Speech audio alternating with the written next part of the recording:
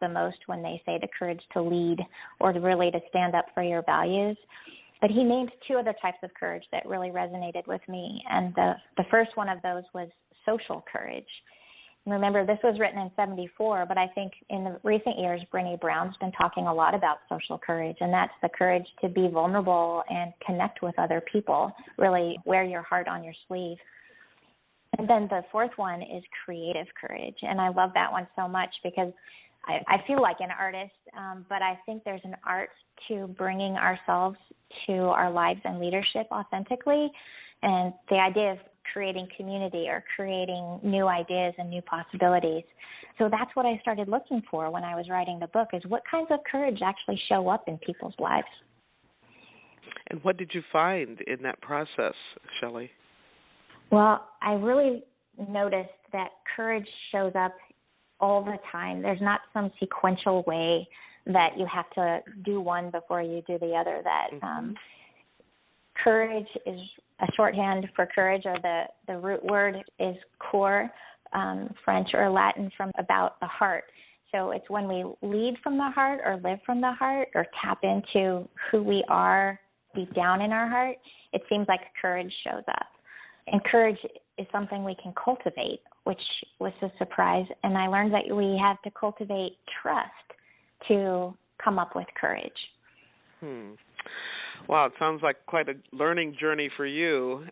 And I love just to hear you talk about courage. It intersects a lot with the work that I do as well.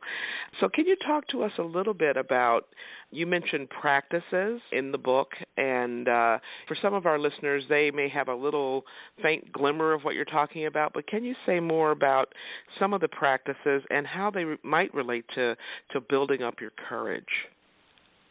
Sure. The Circle of Trust approach is a set of guidelines that were created by the Center for Courage and Renewal and by our founder, Parker Palmer. And these are really guidelines or ground rules for holding conversations. But I also learned that you can use these same ideas for how you interact with people just every day and in your life. So these touchstones, if you think about a circle of rocks that you could place in a circle to create a space for exploring your life and exploring your ideas. We're really just talking about how do I reflect on where I am in my life so that I can become more self-aware.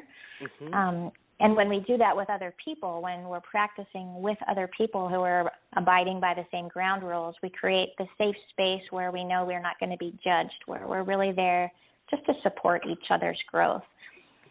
So these touchstones, there's three of them especially that I really love, that I noticed show up in the lives of leaders and in the circle. And they're, kind of poetic guidelines, which I think is also fun. The first one is called When the Going Gets Rough, Turn to Wonder. And this is sort of a ground rule for how do we stay curious? How do we not go into a mental argument while we're talking with somebody or start judging someone, but just wonder if the conversation starts to get sticky, like, I wonder what's making this person react in a certain way, or I wonder what it is in their life that's causing some discontent right now or some kind of a reaction. But then another question is, I wonder what my reaction teaches me about myself. So it really lets us set aside judgment to listen to each other. Does that resonate with you? Absolutely. In fact, as you were talking, I was thinking about, a lot of my work is with leaders and leaders in all kinds of contexts and different ages. And I was just with a group of young people yesterday at one of our local high schools, and what was on their minds was equity and inclusion, and how do you have conversations that are difficult conversations to have with your peers about things that divide us. And that touchstone, turning to wonder, came to mind. And yes, so it makes perfect sense to me, Shelly. Yeah, and I think just that turning to wonder almost gives you this visual idea, too, of letting wonder and curiosity be in the room with you. And I like to have metaphors that helps me learn, and when I can visualize that helps. Another really fun practice for me is one called no fixing, saving, advising, or correcting each other. And that one, the leaders who I've interviewed have said that one has changed the way they bring themselves to work so much, because as leaders, we're expected to always have the answer. Even as friends and mothers and siblings, we think we're helping each other when we like to give advice. But it can be so countercultural and liberating even to feel like I don't need to give this person advice. What I can do is help them tap into their own inner wisdom, and what a gift that is to somebody else. Mm-hmm. Yeah, and you mentioned that there are 3 touchstones that you like to talk about. We talked about turning to wonder and no fixing and saving and that. Is there another one that you'd like to talk about as well? Yes, because the first 2 really need to be paired with this third one, which is the practice of asking open, honest questions. And these are kind of questions that you couldn't possibly know the answer to.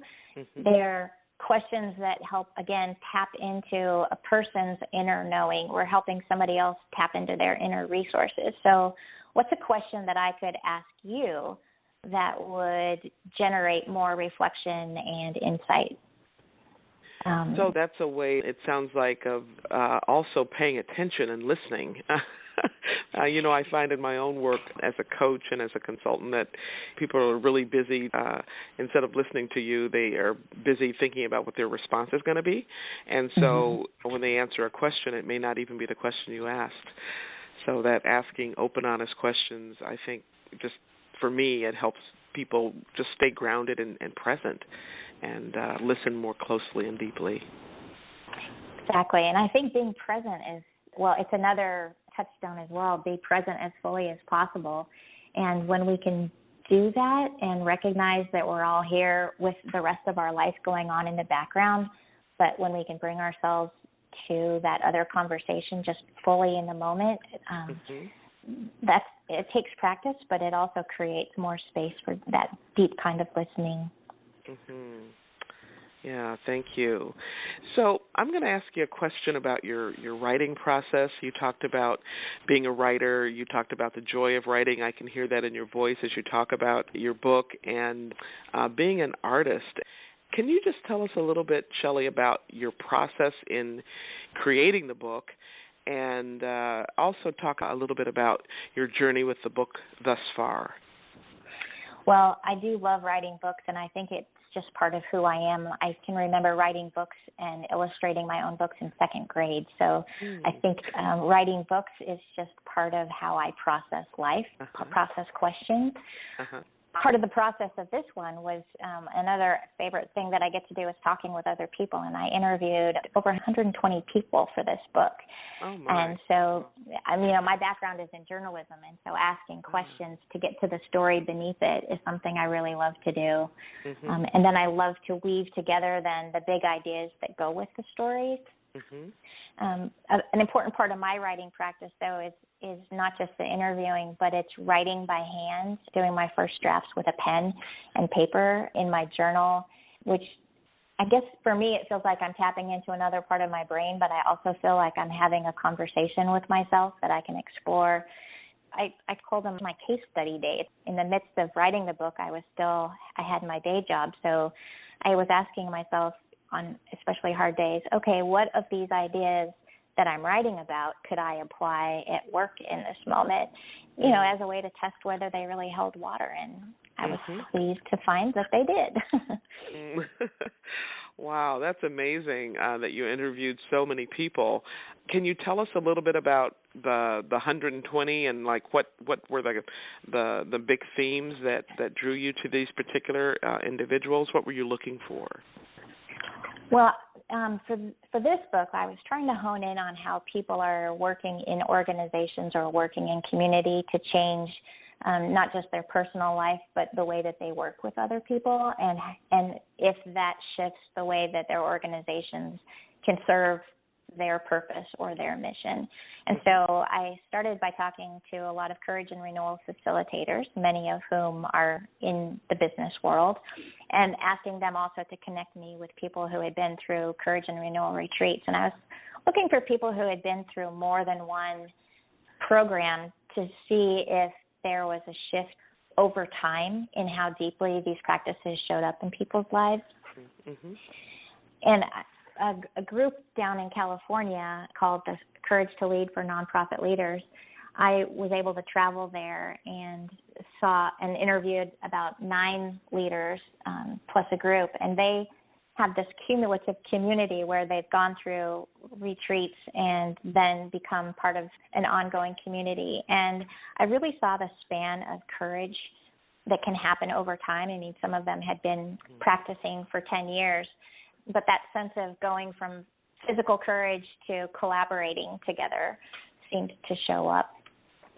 One of the things that I feel like I saw from the stories is that it really is true that when people tap into who they are deep inside and lead from that place rather than leading from who they think other people expect them to be, they're tapping into their gifts. They're tapping also into what their values are and what brings them meaning.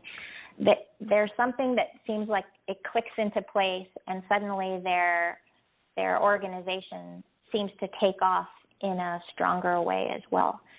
So that was affirming and surprising almost at the same time.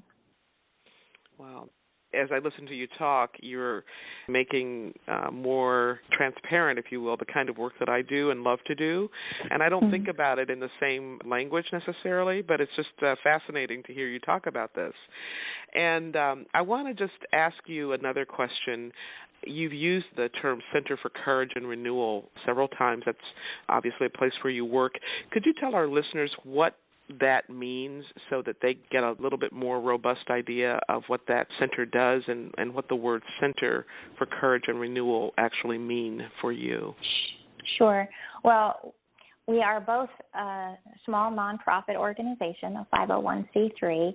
That means we're tackling problems that don't have an instant answer, but our primary product is to train facilitators who can then use this social technology called the Circle of Trust approach in their lives and in their work. So in a way, we say it's about the content and the books and the ideas. We're providing resources for people through our website, but our facilitators are really the ones who create the programs then that people can attend, whether that's through coaching or through organizational consulting or weekend retreats where people have time and space to get away from work.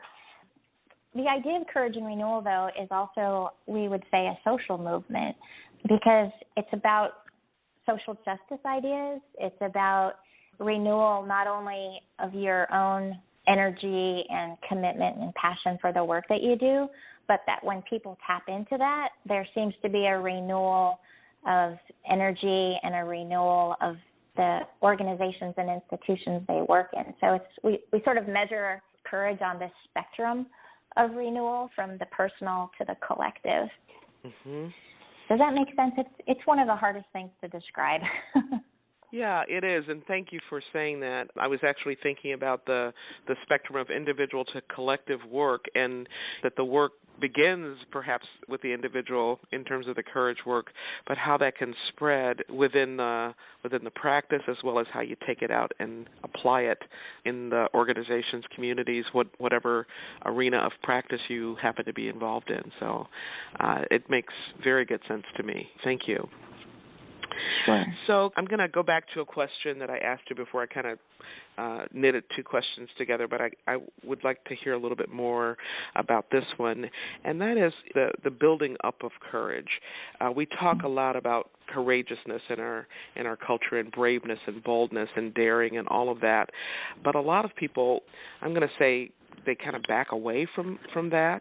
I know when I wrote a book about 10 years ago called Dare to Wear Your Soul on the Outside, people would say, oh my goodness, doesn't that hurt?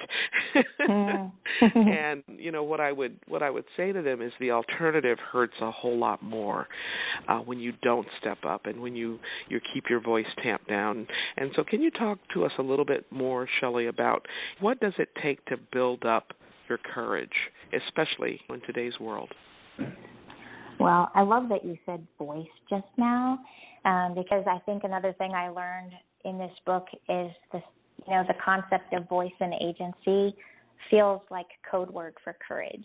And we are starting to see more voice and agency. I mean, just think about the young teenagers from Parkland who had the horrible shooting happen, But rather than become victims or look to other people to help save them, they abandon